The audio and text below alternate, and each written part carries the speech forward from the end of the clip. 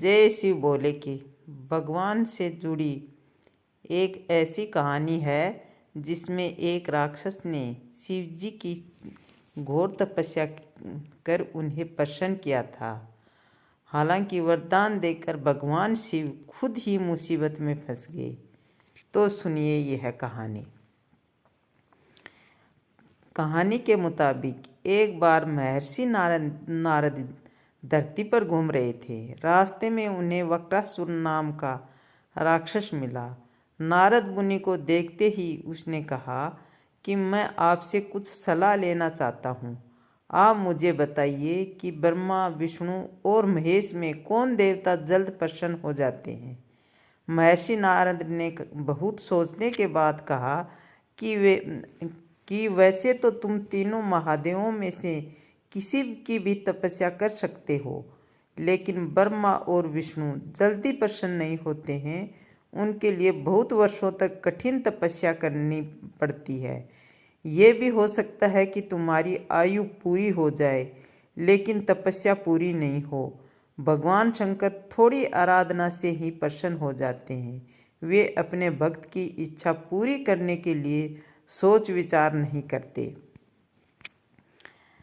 वक्रासुर ने भगवान शंकर की आराधना करने का फैसला किया और हिमालय के केदार क्षेत्र में जाकर आराधना करने लगा। यज्ञ, जप, तप, ध्यान सब प्रकार से वह पूजा पाठ करने लगा।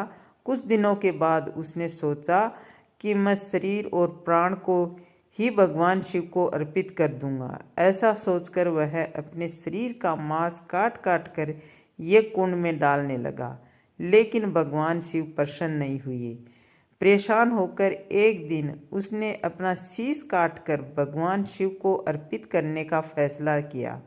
स्नान ध्यान कर जैसे ही उसने खड्ग उठाकर अपना शीश काटना चाहा कि भगवान शंकर प्रकट होकर बोले, बस करो, तुम्हारी तपस्या पूरी हुई, मैं तुम पर प्रसन्न हूँ, वर मांगो। वक्रासुर हाथ जोड़कर भगवान शिव से बोला, आप मुझे वर दीजिए कि मैं जिस प्राणी के सिर पर हाथ रख दूं उसकी तुरंत मृत्यु हो जाए। शिव जी ने वक्रासुर की यह मांग सुनकर चिंता में पड़ गए, लेकिन वरदान नहीं देने पर देव मर्यादा का उल्लंघन हो रहा था। शिव जी वक्रासुर से बोले कि तुम्हारी तपस्या व्यर्थ नहीं जाएगी। तुमने मुश्किल वरदान की कामना से तपस्या की थी, इसलिए तुम्हें तपस्या भी कठिन करनी पड़ी। जाओ, जैसा वर चाहते हो वैसा ही मिलेगा। वरदान पाते ही वक्रासुर की आसुरी वृत्ति जाग गई।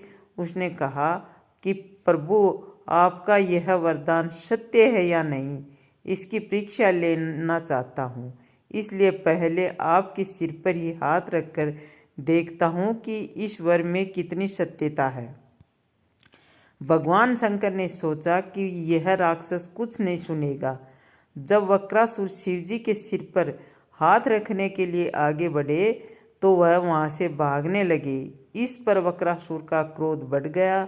वह पीछा करता हुआ चिल्लाया कि महर्षि नारद की तरह आपने भी मुझसे छल किया है। वरदान की परीक्षा से डरकर क्यों भाग रहे हैं। शिव जी भूखंड छोड़कर देवलोक तक भागते रहे और वक्रासुर भी उनका पीछा करता रहा। अंत में भगवान शिव विष्णु लोक पहुँचे और विष्णु जी को अपनी परेशानी बताई। विष्णु जी ने हंसकर कहा कि कुछ भी हो, आपके वरदान की सत्यता तो सिद्ध करनी ही होगी। भगवान विष्णु ने योग माया से एक वृद्ध तेजस्वी ब्रह्मचारी का स्वरूप बनाया और वक्रासुर की ओर चल पड़े। भगवान विष्णु को जब वक्रासुर आता हुआ दिखाई दिया तो उन्होंने आगे बढ़कर उसे प्रणाम किया। उन्होंने वक्रासुर से कहा कि असुरराज, कहाँ भागे जा रहे हैं। लगता है कि आप बहुत थक गए हैं, शरीर को थोड़ा आराम दीजिए। आप सब प्रकार से समर्थ हैं, फिर भी मेरे योग्य कोई काम हो तो बताइए। अक्सर लोग अपने मित्रों और सहायकों से भी अपने काम पूरा करा लेते हैं। एक तेजस्वी ब्रह्मचारी की बातें सुनकर वक्रासुर ने शिवजी के वरदान और उसकी परीक्षा की बात बताई। इस पर ब्रह्मचारी हंसा और कहा कि तुम किससे वरदान की परीक्षा लेना चाहते हो। शिव जी का तो अपना कोई घर ही नहीं है, वह खुद भूत प्रेतों के साथ घूमते रहते हैं, वह भला किसी को क्या वरदान देंगे। वर देने वाले तो ब्रह्मा और विष्णु हैं। विष्णु ने वक्रासुर से कहा कि तुम्हें वरदानी होना था तो ब्रह्मा या विष्णु की आराधना करनी चाहिए थी। शिव जी के पीछे बेकार दौड़ रहे हो। वरदान देने वाला तो खुद इतना शक्तिशाली होता है कि उसके वरदान का असर उस पर नहीं हो सकता। उन्होंने तो तुम्हें झूठ मूठ का वरदान दिया है, तुम्हारी तपस्या बेकार चली गई। ब्रह्मचारी की बात सुनकर वक्रासुर निराश हुआ, उसका मनोबल टूट गया। वह कहने लगा कि मुझे तो देवर्षि नारद ने शिव की आराधना करने को कहा था। ब्रह्मचारी ने कहा कि तुमने नारद मुनि पर भरोसा कर लिया, वह तो ऐसे घुमक्कड़ साधु हैं जो सभी को उल्टी सलाह दे देते हैं। अगर तुम्हें मेरी बात पर भरोसा नहीं है तो अपने सिर पर हाथ रख कर देख लो कि कैसे शिव ने तुम्हें झूठ का वर देकर बहलाया है। वक्रासुर का मनोबल पूरी तरह से टूट चुका था।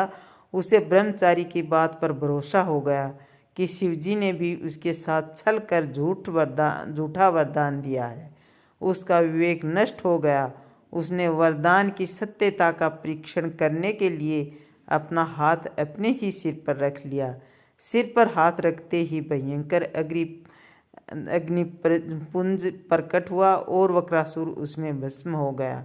भगवान शिव, विष्णु और वक्रासुर की इस कहानी में जीवन का अहम सार छुपा है।